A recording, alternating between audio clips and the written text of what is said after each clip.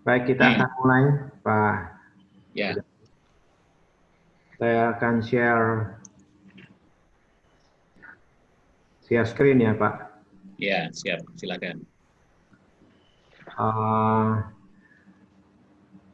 Mahasiswa-mahasiswi UCIC yang saya banggakan, pagi ini saya akan share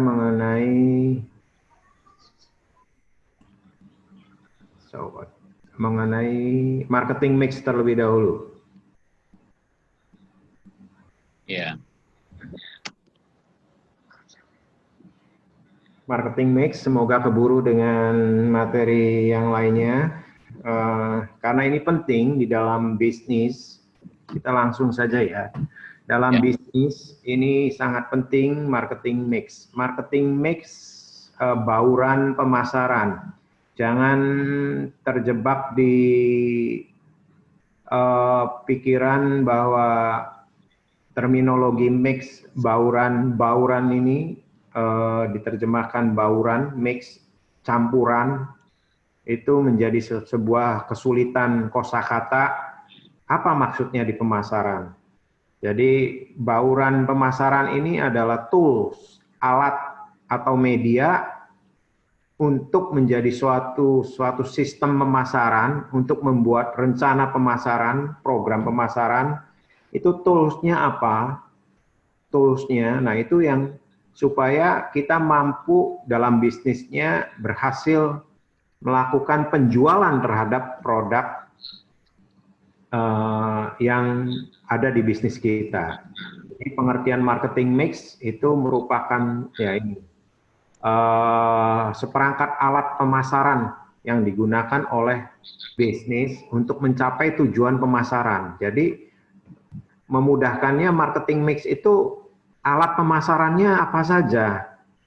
Nah ini penting buat saudara semua yang untuk terjun di bisnis, dan tetap saya memotivasi di KWU 2 ini saudara merencanakan dengan teman-teman apakah satu prodi atau lintas prodi untuk membuat sebuah bisnis.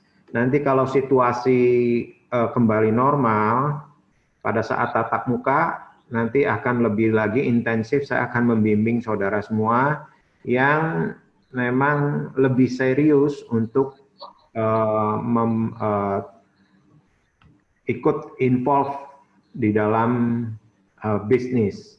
Jangan anggap kecil, siapa tahu dimulai dari mahasiswa, saudara setelah sampai dengan lulus, bisnis itu masih tetap berjalan, bahkan bisa lebih maju. Momentum itu kita tidak pernah tahu. Momentum pada saat sekarang barangkali kurang berpihak kepada kita. Tetapi pada saat kita punya keberanian, kita membuat bisnis, dan terlihat kita struggle dalam awalnya, struggle itu bersusah-susah kita untuk bertahan aja, sulit sekali, itu struggle. Tetapi kalau kita punya keberanian dan konsisten untuk memulai dalam bisnis, maka momentum, sekali waktu momentum itu pas berpihak kepada kita, momentum itu misalnya situasinya, bisnis, situasi makroekonominya menunjang, bagus. Kita tidak sadar bahwa bisnis kita mulai berkembang. Momentumnya kita dapat. Nah, kalau kita tidak mulai dari sekarang, di mana posisinya sepertinya kita berpikir kondisi struggle, kondisinya tidak berpihak kepada kita.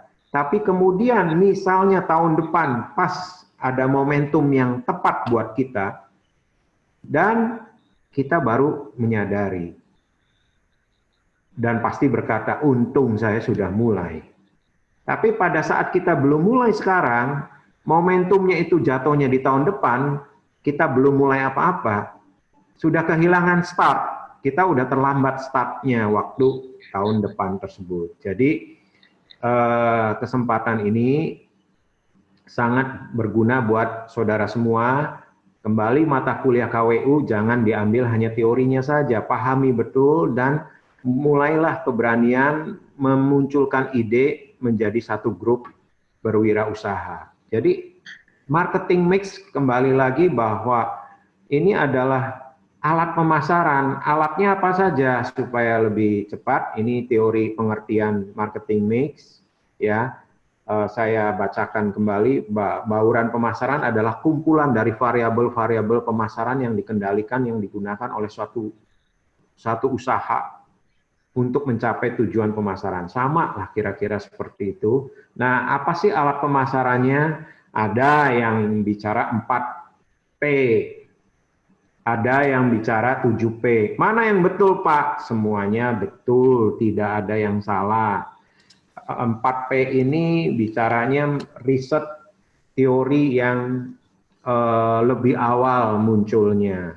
Jadi variabel atau alat pemasarannya ada 4 untuk membuat pemasaran supaya produknya perusahaan kita laku, maka kita perlu memikirkan dari 4 poin itu, yaitu price, harga, produk, promotion, place. Jadi maksudnya kalau saya mau bikin program marketing, dari awal sekali dalam mulai bisnis, produk kita apa, maka cara untuk membuat marketing program tersebut, sistem marketingnya, berpikirlah dari 4P ini. Itu maksudnya. Nah, kemudian 7P, kalau memang ini bisa dilaksanakan, ada tambahan 3 variabel, 3 alat pemasaran, ya lebih baik ambil yang 7P, tergantung kita mau pakai yang mana. Apa 7P? Sama dengan 4P, 1 sampai 4-nya, price, harga, produk, promosi, dan place. Nanti kita bahas satu-satu. Yang kelima apa? People, menyangkut orang. Jadi yang 4P itu riset zaman lebih awal.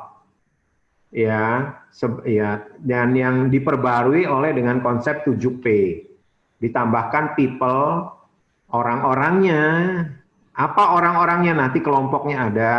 Proses, itu ada kelompok proses. Physical environment atau evidence.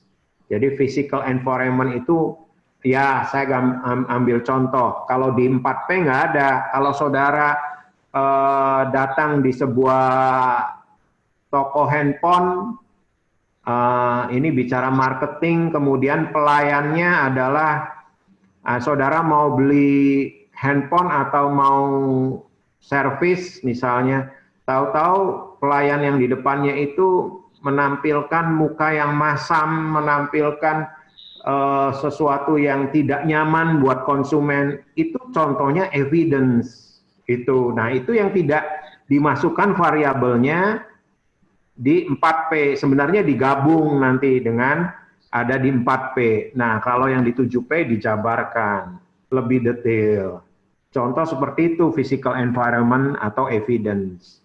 Gitu. Bagaimana tata gestur pada waktu melayani, itu ada di nomor 7. Ya, nanti kita akan bahas satu-satu.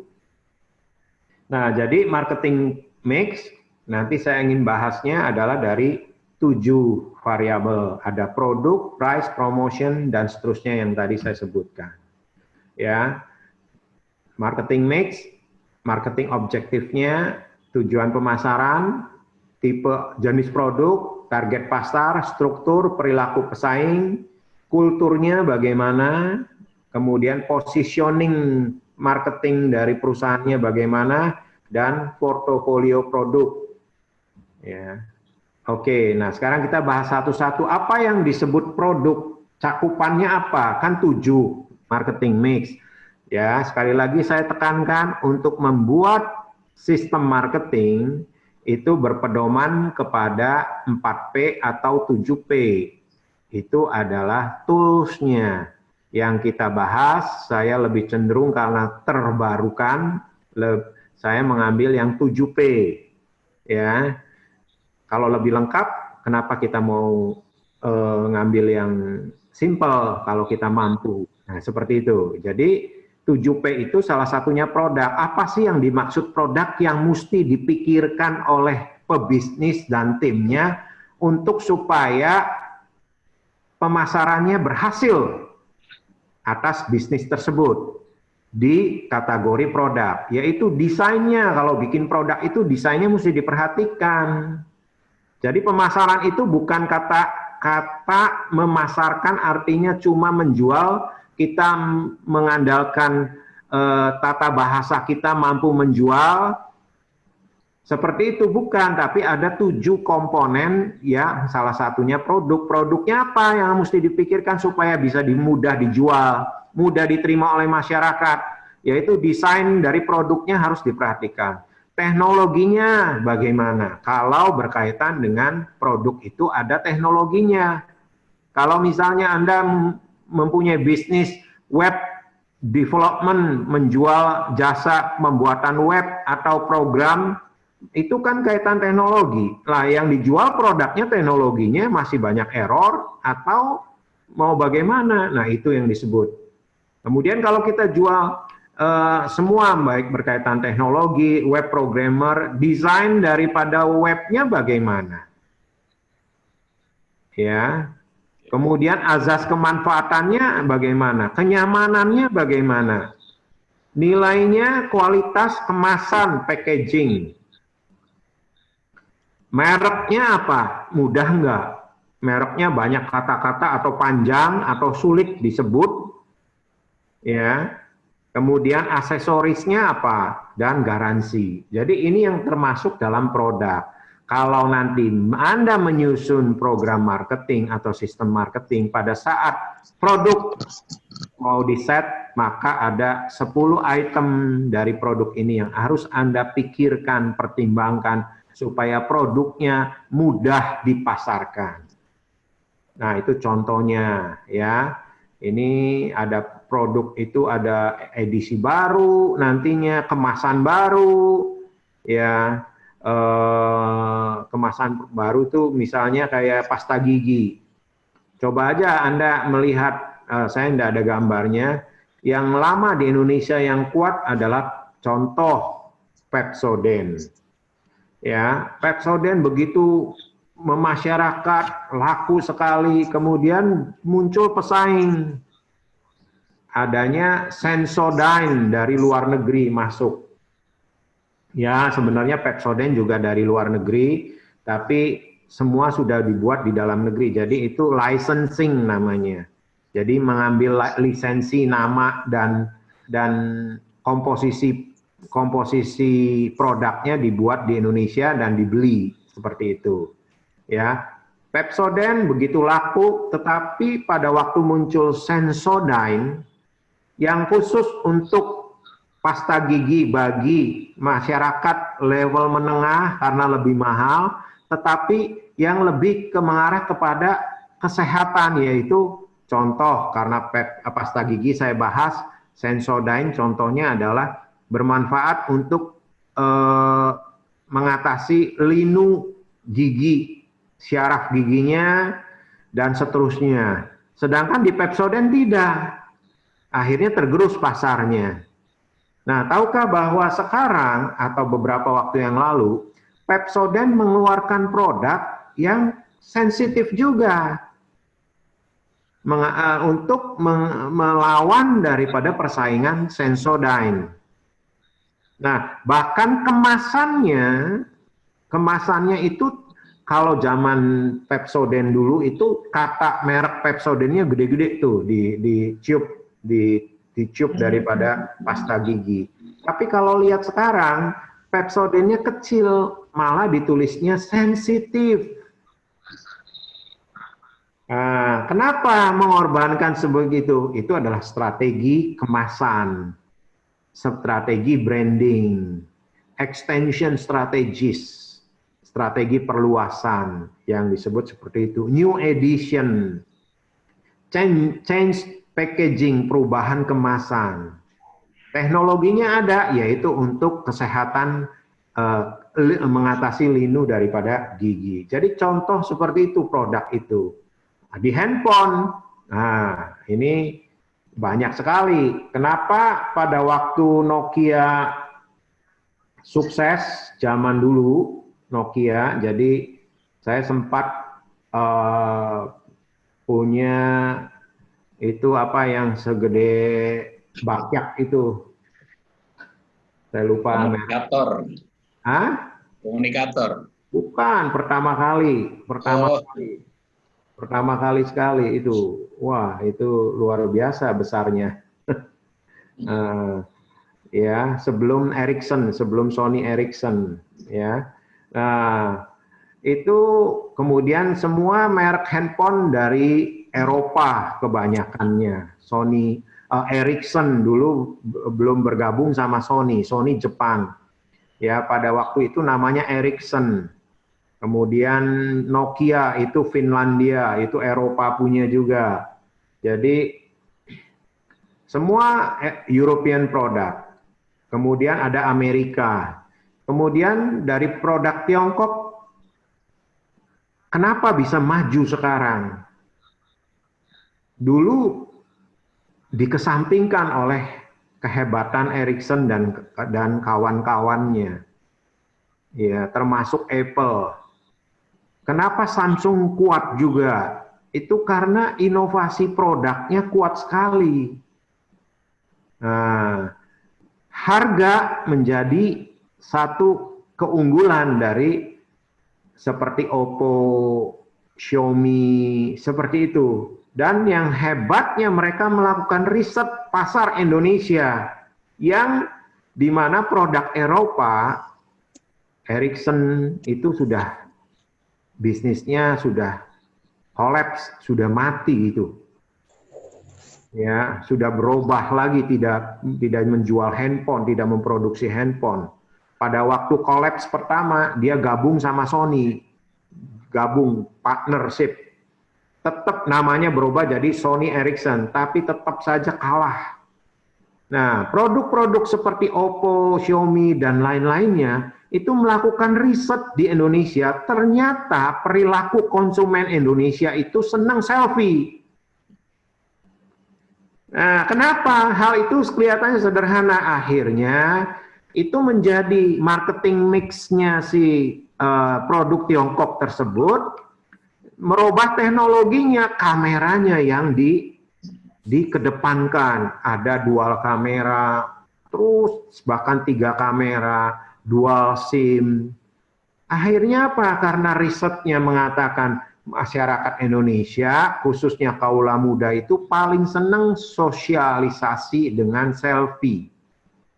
Akhirnya si produk Eropa ini menganggap kecil, biarin aja, teknologi mereka lebih dulu, mereka berpikir seperti itu, lebih canggih, operating systemnya Symbian. Oh, ternyata semuanya sekarang kita bisa lihat. Nah, itulah yang disebut produk. Kemudian marketing mix yang kedua, pricing.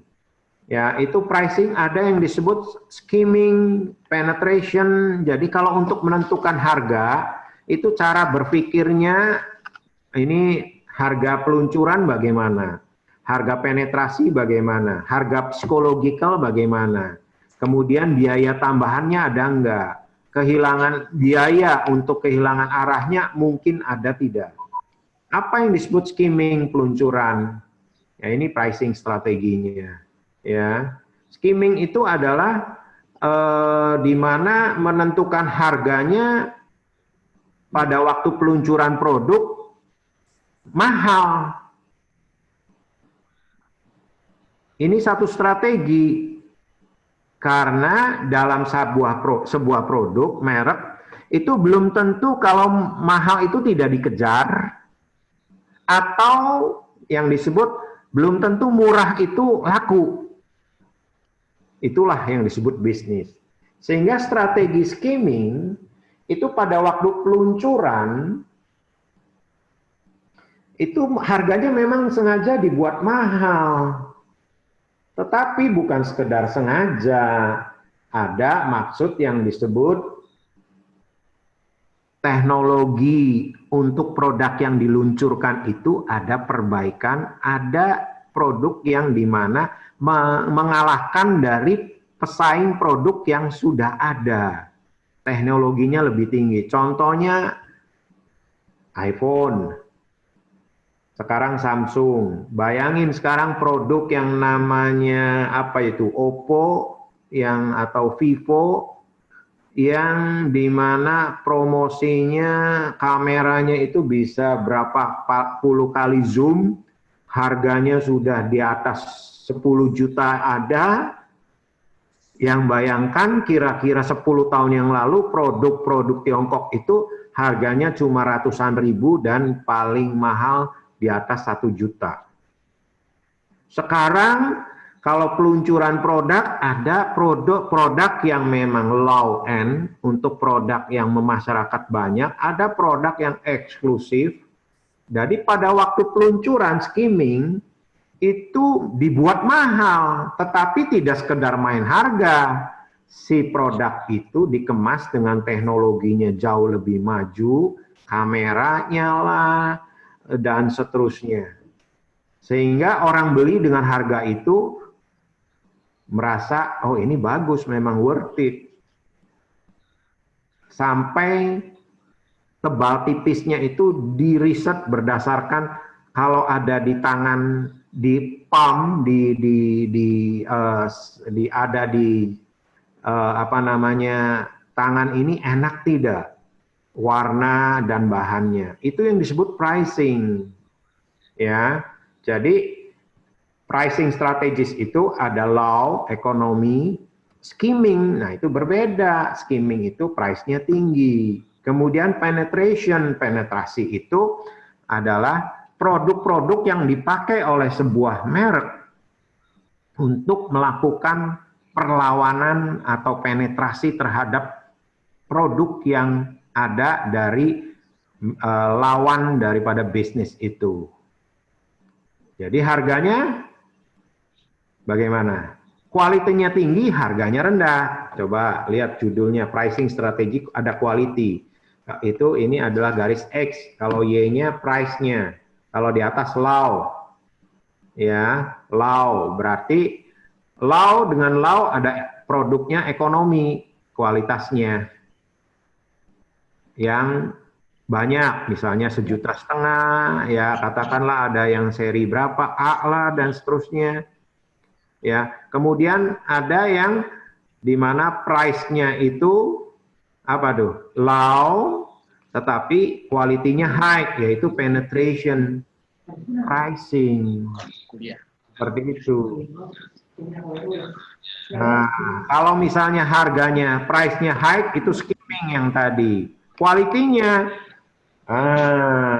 disebut low, tapi belum juga. Bisa juga low, tetapi memang pasti ada produk baru, namanya peluncuran. Peluncuran. Nggak mungkin teknologinya sama dengan yang economic price. Nah, kemudian kalau price-nya high, dia bikin produknya yang premium.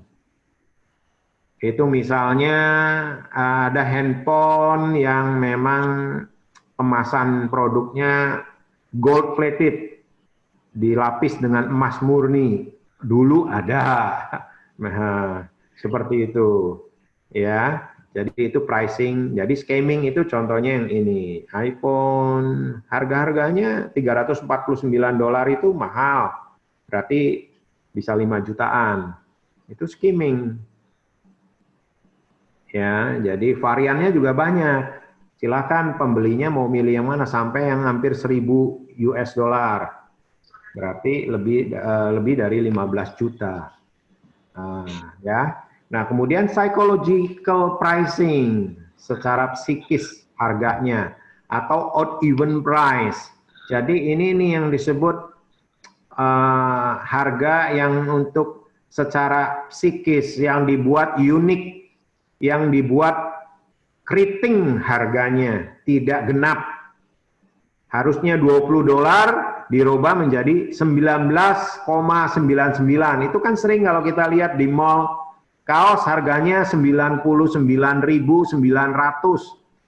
Padahal nilai 100 rupiah buat kita kan barangkali untuk kembaliannya juga susah lah, udah nggak kembali juga nggak apa-apa. Tetapi secara psikologi orang melihat dan membacanya itu di bawah 20. Jadi kalau menentukan harga itu memang ada psikologi. Angka psikologi harganya berapa? 1.000. Maka harus di bawah 1.000. Dibuatlah angka 1.999.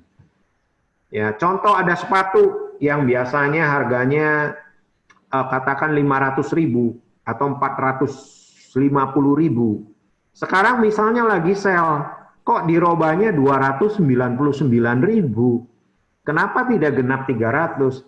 Itu psychological pricing namanya. Psychological pricing atau odd even price. Jadi dibuat unik, keriting, tidak genap. Biasanya untuk promosi seperti itu. Ya, ini alpukat 99 sen. Harga psikologinya $1, berarti 99 sen. Wah, ini ada alpukat yang harganya 1 biji cuma 99 sen, di bawah $1. Itu dibuat psikis alam pikiran konsumen itu turun ke bawah harganya.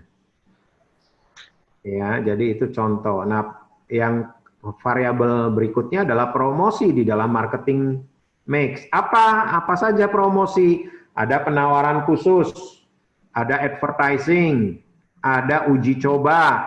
Jadi kalau mau buka kafe, oh ya ini tes food dulu, dicoba. Itu promosi, direct mailing, leaflet poster, ada free gift, ya, giveaway, competition, persaingan, dan kerjasama atau joint venture atau patungan. Jadi ini adalah promosi. Patungan itu atau joint venture, misalnya kita sudah buka, ya, yaitu contohlah Sony sama Ericsson. Dulu masing-masing hebat sekali. Tapi begitu digempur dengan pesaing-pesaing baru yang lebih hebat, lebih murah, mereka akhirnya patungan, joint venture, promosi bareng. Itu belum tentu komposisi komisaris, direktur, pemiliknya itu sahamnya dilebur jadi satu, belum tentu. Nah, joint venture atau patungan itu bisa jadi promosi bareng. Ayo Sony sama Ericsson dulu, yuk kita kerjasama, promosi produknya jadi satu, mereknya jadi satu, namanya Sony Ericsson. Namanya berubah, ya, meskipun tetap kalah pada waktu itu, ya. Jadi promosi itu strategi untuk membuat konsumen sadar akan keberadaan produk atau jasa. Jadi buatlah strategi supaya konsumen itu sadar nih, oh ada produk loh yang dibuat oleh saudara bisnisnya, ya. Dan promosi itu jangan berpikir sekedar oh meluncurkan iklan, jangan. Bagaimana targetnya adalah supaya semua promosi itu menjadikan produk kita dibeli, laku. Itu. Kalau kita promosi memarketingkan produknya tetap tidak laku, itu disebut matinya sebuah pemasaran. The end of marketing. Nah, ini promotion strategi itu ada apa? Kita mesti mempertimbangkan kalau membuat strategi promosi, ada advertisingnya. Advertisingnya bagaimana digital, kalau di IG bagaimana, nanti membuat yang dapat tugas untuk bikin brosur di KWU berapa Pak Dadi? KWU 3. Nah, nanti saya minta di KWU 2 belajar membuat brosur yang tepat di KWU 2. Ya, nanti ada momen yang tepat. Jadi saudara bisa membuat brosur itu digital nantinya. Diekspos di IG dan lain. Nah itu tapi kata-katanya harus tepat. Bagaimana membuat brosur yang advertising yang tepat? Apakah perlu banyak teks? Harganya taruh di mana? Promosinya bagaimana? Mengenai pricingnya, balik lagi apakah dengan cara psychological pricing atau mau skimming dan seterusnya. Nah ini harus diterjemahkan, dimunculkan di advertising. Kalau kita punya strategi harga tapi tidak diketahui oleh masyarakat bahwa harga kita murah, ya nggak ada yang mau beli karena nggak mengetahui. Sebab itu strategi promosi adalah untuk membuat masyarakat mengetahui produk kita dengan harga murah dan harga khusus dan produknya bagus. Nah, itulah tujuan advertising. Kemudian promosi strategi yang lain dengan personal selling. Saudara sebagai pemain bisnis harusnya sebagai agent of the business-nya itu sendiri. Jadi kalau misalnya kemanapun ya saudara siap kartu nama, atau kalau kartu nama sekarang tidak terlalu perlu kecuali formal. Nah, itu mengenalkan produk saudara sehingga brandingnya ya adalah mengarah kepada personal. Ya contoh banyak sekali, misalnya apa yang disebut personal selling, yang dimana bisnis itu dikenal keterkaitan dengan pendirinya. Oh, banyak sekali, ya kan? Kentucky Fried Chicken, McDonald, ya kan, dan seterusnya. Sales promotion, ya sales promotionnya bagaimana untuk penjualannya berkaitan dengan strategi harga. Direct marketingnya bagaimana? Internet marketing dan PR-nya.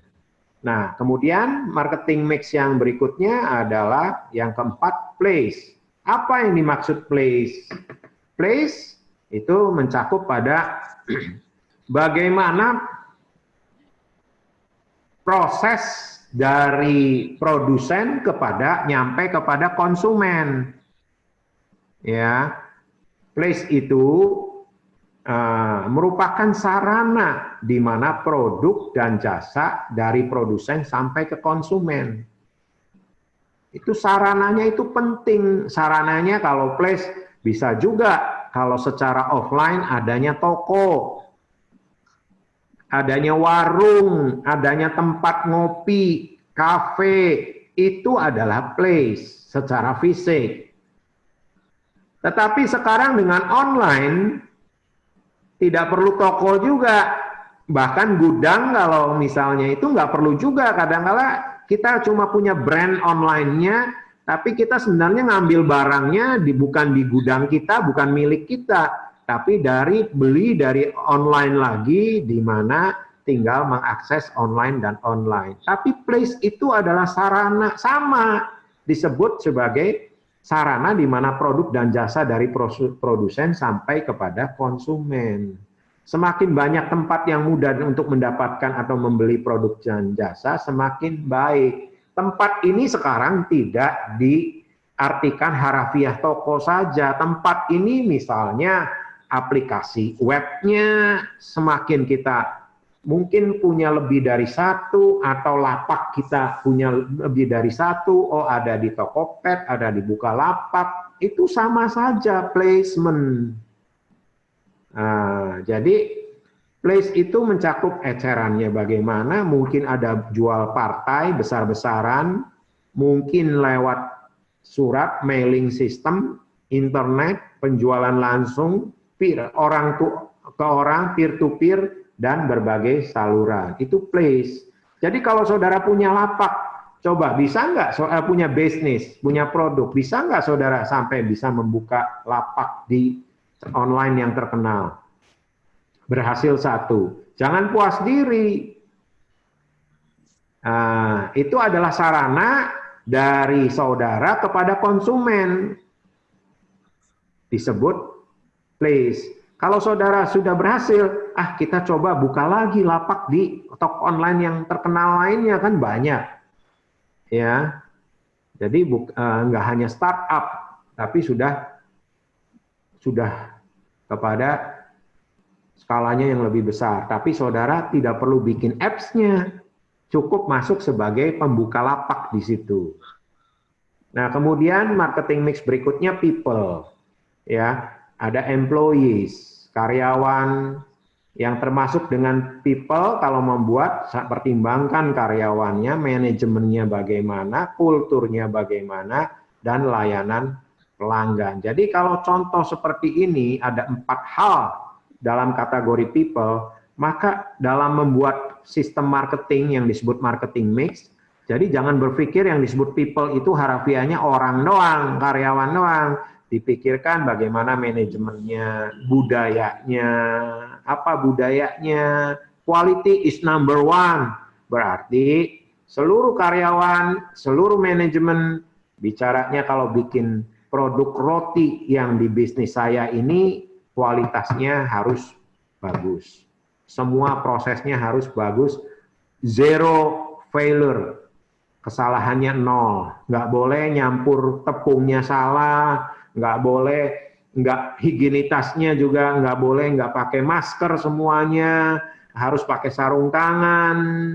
Jadi semua harus pakai penutup mika di mulut dan hidung. Kalau di luar negeri, kafe-kafe top, itu pelayannya yang di depan itu dia pakai mika. Bukan ditutup masker, tetapi mika transparan, ya, sehingga kalau itu bicaranya etika, kultur. Jadi kalau melayani bisa saja pada waktu ngomong si pelayannya itu mungkin saja, maaf kata, misalnya ada bau mulut atau ada apa, nah itu dijaga, ada kultur, sehingga wajib pakai penutup yang berongga, jadi tidak kena langsung. Contoh seperti itu, ya. Jadi people itu mewakili daripada bisnisnya. Image yang diberikan produsen akan menjadi penting seperti tadi, ya kan? Penting sekali. Begitu melihat kafe pakai itu, wah saya langsung menilai ini kafe ini berkualitas. Dia memperhatikan higienitas daripada konsumen. Kemudian pakai sarung tangan dari plastik, selalu tidak mengambil pakai tangan, selalu ada sticknya, penjepit. Ya, kalau saya beli kopi kemudian ada cake-nya, dia nggak langsung. Nah, bayangin hembusan nafasnya kalau nggak pakai mika, kan langsung kepada makanan dan minuman. Atau pas lagi ngomong, mungkin saja kan sulit sulit dibatasi, kejadian maaf air ludahnya keluar, itu nggak tahu juga. Nah, jadi contoh begitu itu, oh ini standar manajemennya hebat nih, nggak hanya bicara karyawan, tapi kultur dan proses manajemennya diperhatikan. Nah, kemudian proses, ya, proses itu relevan dengan industri jasa, bagaimana melayani pelanggan, prosesnya, seperti itu. Sapaannya bagaimana?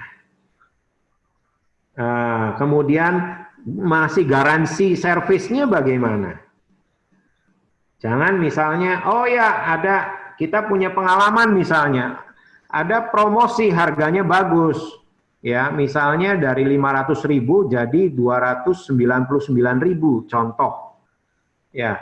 Tahu-taunya itu sebenarnya produk yang dikirim produk cacat. Lah kita komplain, loh kenapa ini kok produknya begini?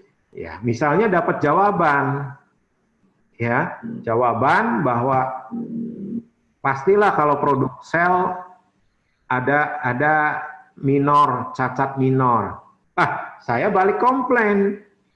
Kalau begitu Anda nggak siap promosi. Kalau promosi dengan kualitas yang baik, jangan berpikir produk cacat itu Anda jual, karena mengecewakan.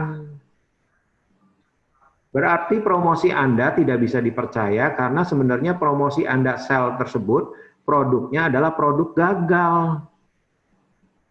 Nah, lain kali jangan begitu, saya kasih masukan. Contoh seperti begitu. Ya kan? Lah, sekarang misalnya produk gagal dijual. Ya kan? Atau jual roti sebenarnya dipromosikan 70% diskonnya, tapi rotinya udah 3 hari. Begitu digigit, ngelawan itu roti. Atau sudah taste-nya, udah baunya udah beda. Ya. Yang penting laku. Terserah konsumennya. Itu nggak akan terjadi, datang lagi si konsumen, kecewa. Jadi kalau bicara promosi itu jangan berpikir produk gagal, produk yang sudah mau kadaluarsa cepat dijual. Jadi seperti itu. Kalau toh mau produk gagal itu harus dikasih notifikasi, ada minor, dikasih foto, oh ini kegores sedikit, katakan seperti itu, di foto. Nah silakan konsumen yang menilai, kalau tetap mau beli, itu namanya fair. Gitu. Nah, ada kalau di hotel, ya, misalnya itu di restorannya, itu dijual kalau cake, roti, kalau sudah jam 19 malam, itu di sell 50% buy one get one. Nah, itu memang sudah ngerti bahwa memang produk dari pagi. Kalau nginep udah pasti rusak itu si cake itu. Sehingga dijual begitu jam 7 malam. Karena apa? Jam 8 atau 8.30 sudah mau tutup. Nah, itu bisa, nggak masalah. Ya. Jadi proses itu bagaimana orang menikmati layanan. Bagaimana proses untuk mendapatkan layanan. Di mana mereka mendapatkan layanan?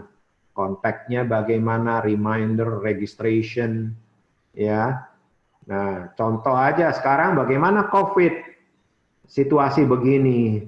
Saya mengendorse PMB bagaimana nih? Ayo cepat buat gerakan PMB online. Prosesnya, karena kan nggak bisa fisikal orang pada datang. Nah, jadi itu antisipasi. Semua harus dibuat, diciptakan.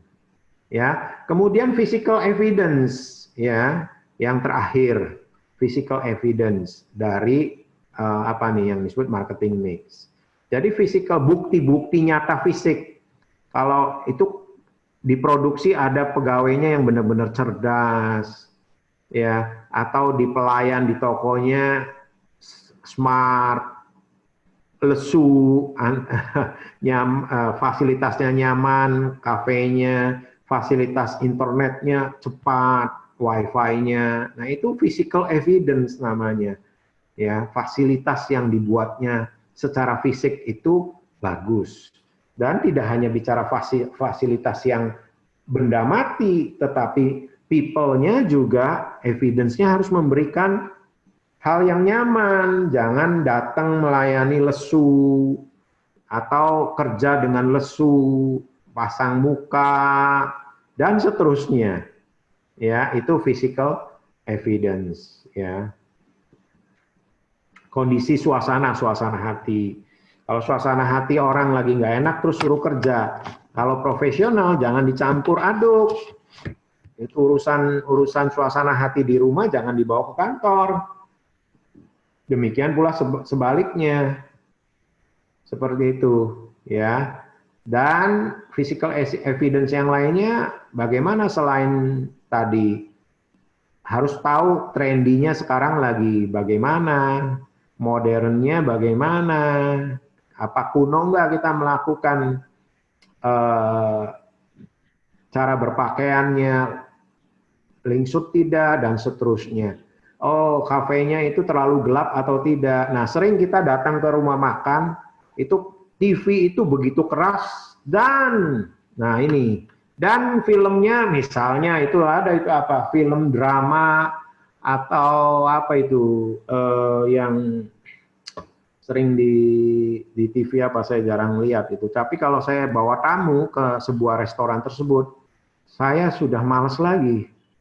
Karena apa? TV itu sebenarnya memang kultur Indonesia. Kalau di luar negeri, kalau orang barat datang ke Indonesia, saya ajak makan di restoran, itu kalau sudah deket dia kasih komentar, bisa nggak TV-nya diminta dimatiin. Itu physical evidence karena mengganggu. Gitu. Dan kita mau makan bukan nonton TV. Gitu. Apa itu yang filmnya film kuno lah atau apa, oh, suaranya luar biasa kerasnya, itu disturbing daripada konsumen. Nah, ini budaya, jadi sebenarnya itu budaya lama, makanya harus dirubah. Kemudian di kafe suara musiknya terlalu keras, dan kalau tadi di restoran sebenarnya yang menikmati pelayan. waitressnya. Jadi akhirnya mereka tidak konsen melayani, mereka konsen drama. Sehingga harus ditepok-tepok kalau dipanggil. Mbak, mbak, mas, mas. Mereka masih konsen kepada TV. Nah, demikian pula di kafe. Seringkali saya mengingatkan, mas, tolong dong dikecilin sedikit. Kita nggak bisa ngobrol. Nah, seperti itu. Ya kan? Dan seterusnya, apalagi misalnya masalah kebersihan. Itu physical evidence. Kalau kita sedang makan, mau beli mie, tiba-tiba kemudian si pegawainya yang mau melayani mau ngambil tempat sampah yang begitu kotor besar lewatin meja kita melihat, kemudian sudah itu cuma tepuk tangan saja terus langsung bikin bakmi untuk kita, kira-kira bagaimana? Nah, itu kan suatu hal yang physical evidence. Kayaknya mbak kita nggak jadi deh. Seperti itu. Ya, atau kita datang ke toko roti, itu lalat ada di etalase banyak masuk dan seterusnya. Ah, physical evidence lagi yang disebut smell, berbau. Maaf, pelayannya bebek, bau badan. Padahal di kafe, di restoran itu SOP-nya mesti jelas. Makanya pada rekrutmen penerimaan pegawai ini salah satu kriteria pengetesan, mau tidak mau, itu profesional, ya. Jadi itu saudara semua, ya, mengenai marketing mix. Ada pertanyaan mengenai marketing mix?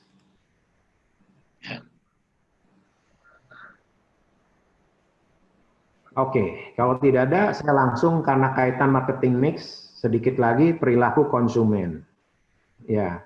Dari marketing mix itu menyangkut dengan perilaku konsumennya. Kita harus tahu perilaku konsumen adalah bagaimana si konsumen itu untuk mengambil keputusan, ya, mengambil keputusan mau beli enggak nih, mempergunakan barang yang dijual atau jasanya kita mau beli enggak, itu perilaku konsumen. Jadi sebuah proses pengambilan keputusan dari konsumen, dari masyarakat, ya, mau nggak membeli, mau nggak memperoleh dan menggunakan barang-barang.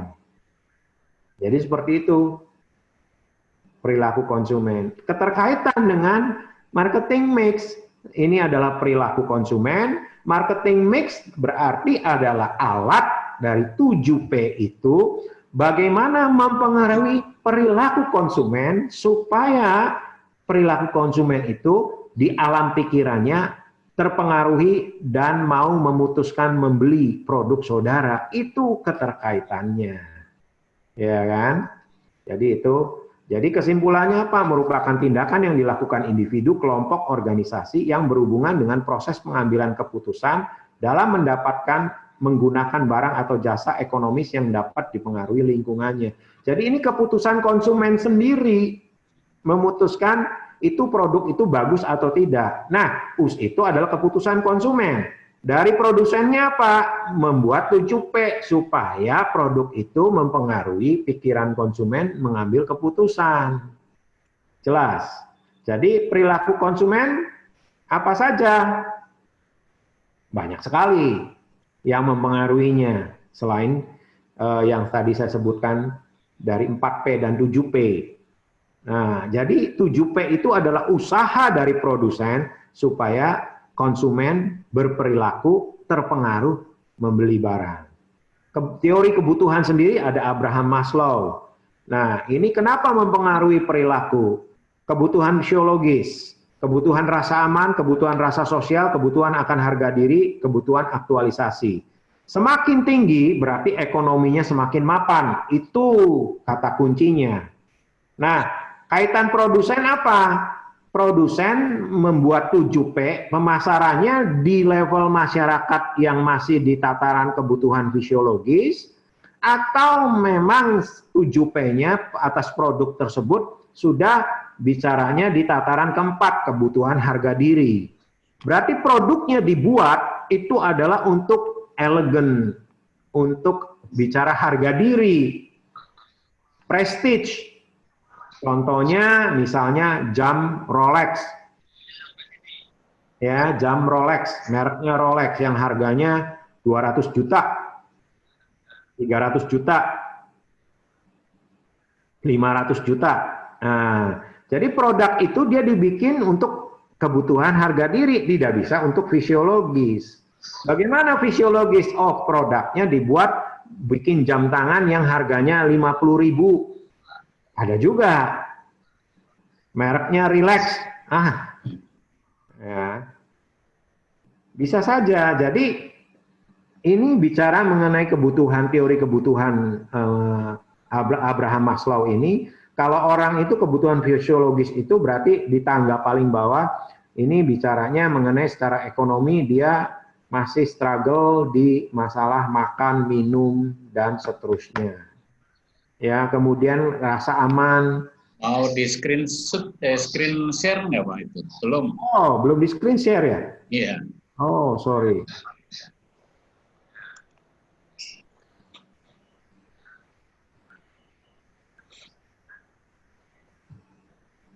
Oh, tadi belum di ini. Ya.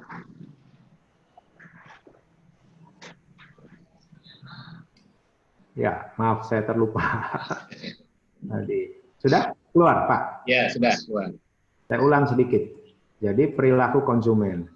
Tadi teorinya seperti itu. Jadi produsen dengan 7P bagaimana mempengaruhi daripada konsumen supaya berperilaku dia mau memutuskan membeli. Ini teorinya.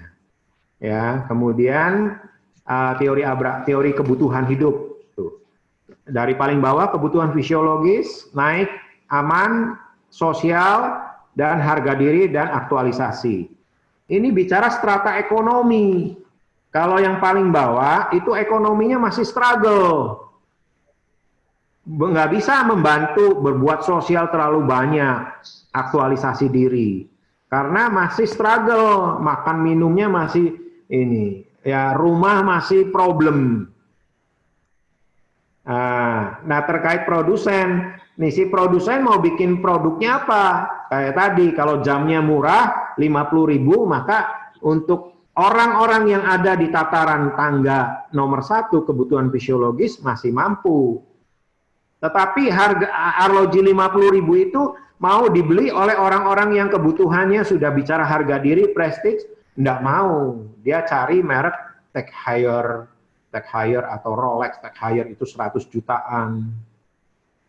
Contoh seperti itu. Tapi produk arloji yang tech hire 100 jutaan nggak mungkin bisa dibeli oleh orang yang di kebutuhan masih ada di tangga kebutuhan fisiologis. Jadi ini teori ini seluruh dunia pasti terjadi. Sebab itu orang yang ada di sini kebutuhan fisiologis itu dengan kompetensi hard skill-nya dia bekerja profesional, makanya dengan cara berwirausaha saudara menaikkan diri. Kebutuhan fisiologis naik jadi rasa aman. Oh, dagangnya atau bisnisnya naik lagi, kebutuhannya rasa sosial. Pendiri Bukalapak, Ahmad Zaiki, naik kebutuhan ininya, tangganya. Barangkali sudah bicaranya paling atas. Jadi itu, ya. Jadi kebutuhan konsumen 3 macam, need of achievement, need of affiliation, need of power. Itu kebutuhan manusia, ya. Nah, jadi untuk bisa mempengaruhi perilaku konsumen, maka harus memberikan motif dari produsen kepada konsumen. Motifnya apa? Supaya konsumen mau membeli. Diberikanlah motivasi. Oh, motifnya itu karena produknya bagus. Oh, motifnya kalau selfie itu pakai handphone itu merek itu bagus tipe itu sehingga dibeli. Jadi produk itu tidak bicara membohongi konsumen. Makanya promosi yang benar meskipun sell 90%, 70% harus terbuka. Jadi tidak boleh menipu konsumen. Kalau misalnya produknya tadi cacat, misalnya beli sepatu, sell tinggal 20%. tapi ternyata baru dipakai 1 bulan, kulitnya sudah ngelupas semua. Karena ini produk yang sudah 5 tahun nggak laku. Ya, jadi contoh, atau beli tas merek terkenal, tinggal 5%, diskon 95%. Wah, mumpung nih. Baru dipakai misalnya. Ya. Nah, makanya contoh itu karena kita nggak ngerti ini produk tahun berapa nih, kita nggak pernah tanya, yang penting selnya. Jadi itu motif dan motivasi. Jadi faktor-faktor yang mempengaruhi perilaku konsumen, ada kebudayaan, kekuatan sosial budaya, kekuatan faktor psikologis, keyakinan dan sikapnya, dan konsep diri. Ini bicara, nah 7P-nya dikaitkan dengan seperti ini, buatlah supaya mempengaruhi perilaku konsumen. Itu dari saya, ya, mengenai yang materi ketiga, kita akan susulkan ke depannya, saudara semua. Jadi semoga ini bermanfaat karena marketing mix dan perilaku konsumen itu sangat keterkaitan sekali. Ya, Pak Dadi, ini di screenshot untuk dokumentasi. Ya, ya. Barangkali ada pertanyaan mengenai perilaku konsumen dan marketing mix. Saya kasih waktu sebentar. Ya, silakan. Silakan kalau ada yang mau bertanya, dibuka mic-nya.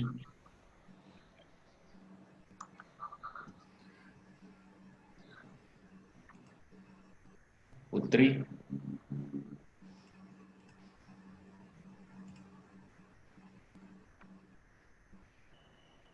Anafi. Baik, saya rasa cukup ya. Oke. Dari 26 partisipan. Ya. Siap. Oke, waktunya kita sesuai dengan yang telah dijadwalkan, jam 10 sampai jam 11. 1 jam, 1 jam penuh. Sudah kita manfaatkan dengan baik. Terima kasih Pak Chandra, materi yang disampaikan. Ya, sama-sama. Ya. Salam sehat buat semua ya, mahasiswa-mahasiswa ya, UCIC, juga buat keluarga semua. Tetap stay healthy, stay safe, ya, tetap sehat, stay aman, stay happy, ya. Semua, saya juga kadang-kala jenuh, tetapi kita mesti coba atasi karena sudah 1 bulan lebih nggak bisa kemana-mana, ya. Tapi yang penting kesehatan. Salam hormat kembali kepada orang tua saudara semua. Terima kasih. Wassalamualaikum warahmatullahi wabarakatuh. Waalaikumsalam warahmatullahi wabarakatuh. Waalaikumsalam warahmatullahi wabarakatuh.